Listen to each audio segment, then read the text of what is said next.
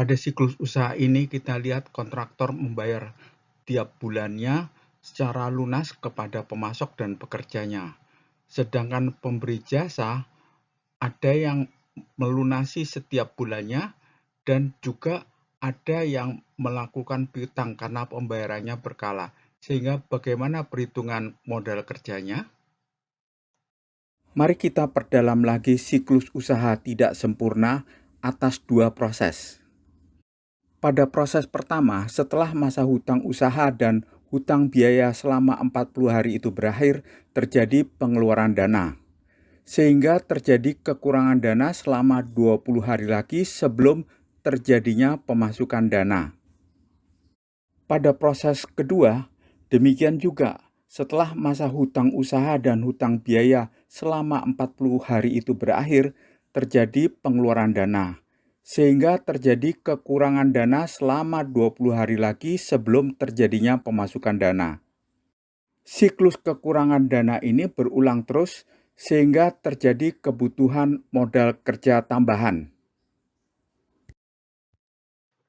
Jenis modal kerja terdiri dari modal kerja neraca, yaitu modal kerja yang telah terjadi dan tertulis di dalam laporan keuangan.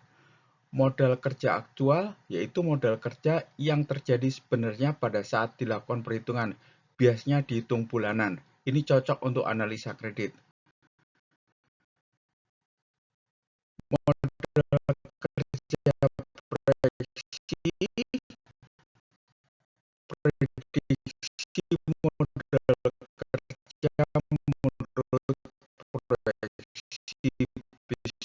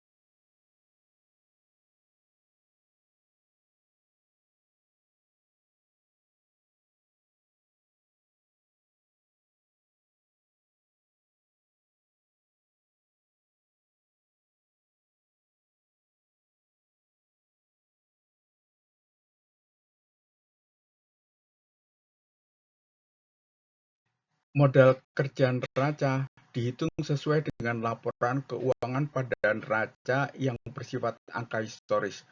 Formulanya adalah piutang usaha ditambah inventory dikurangi hutang usaha ditambah hutang biaya.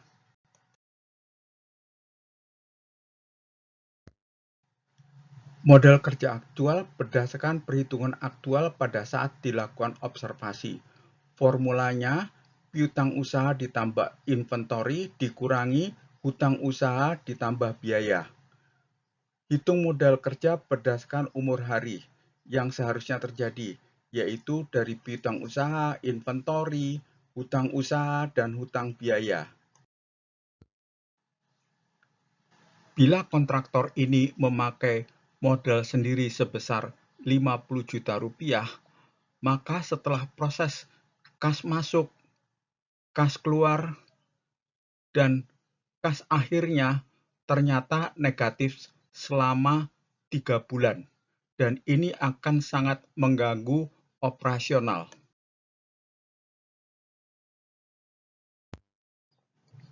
Mari kita lihat arus kas prakredit, di mana kas akhirnya selama 3 bulan adalah negatif.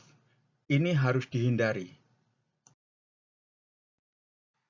Berikut ini adalah cara mencari jumlah kebutuhan modal kerja dengan cara proses arus kas.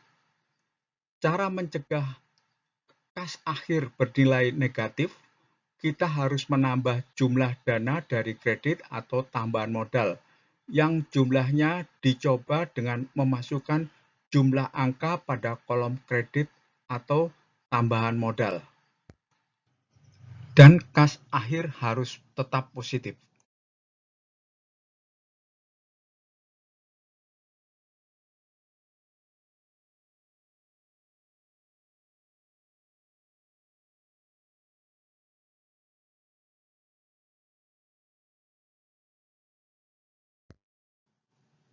Arus kas pasca kredit atau setelah diberikan modal kerja oleh bank, maka kas akhir tetap positif.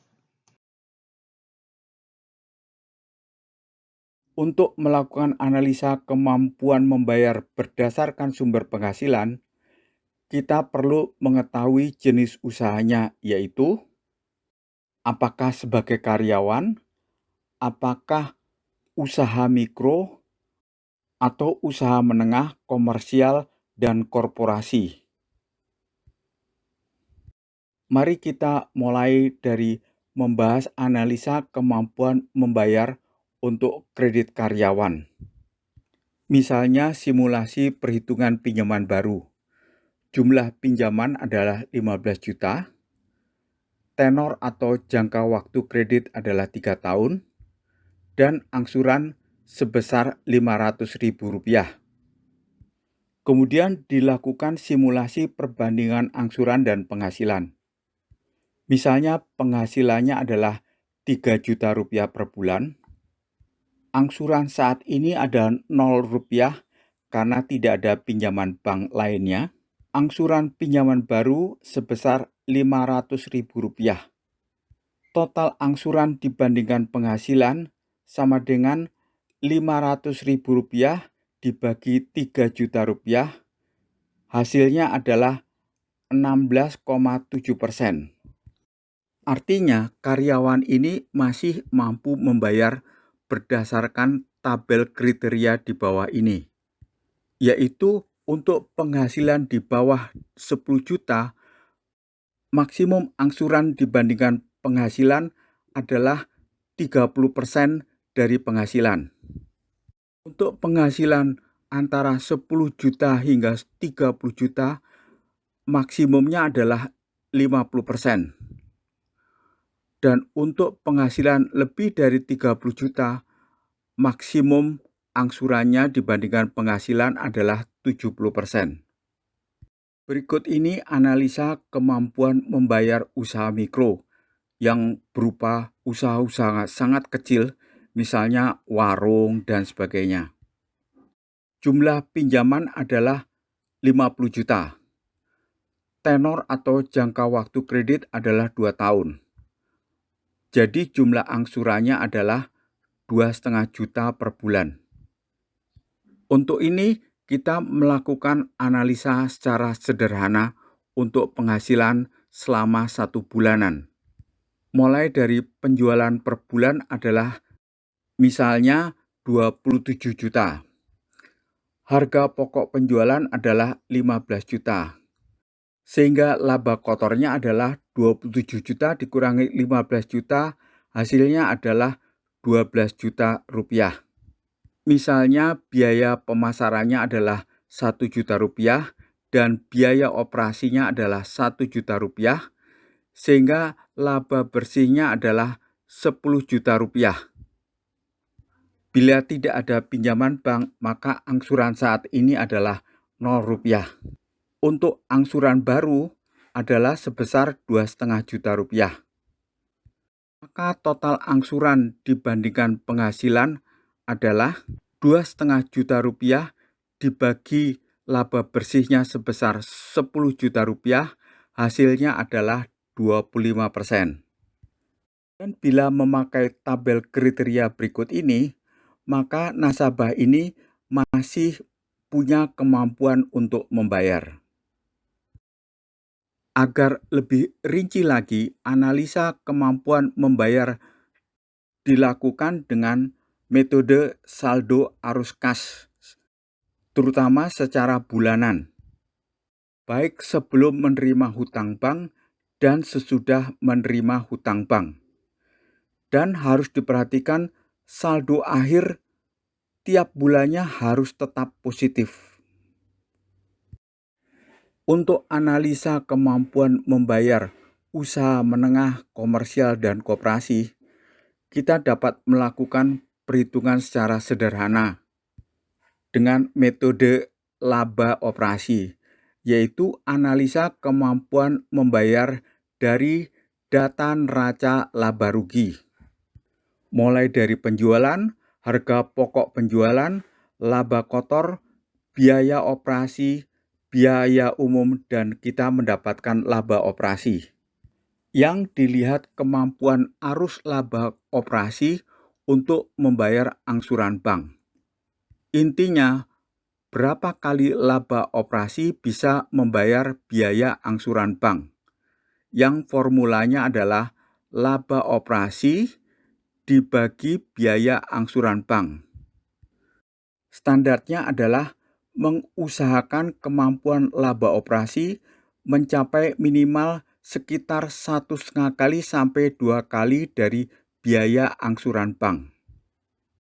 Dengan catatan, jika ada kebutuhan lain mendesak seperti pembelian mesin atau tambahan modal kerja, maka arus kas harus dikurangi dulu biaya-biaya tersebut di atas.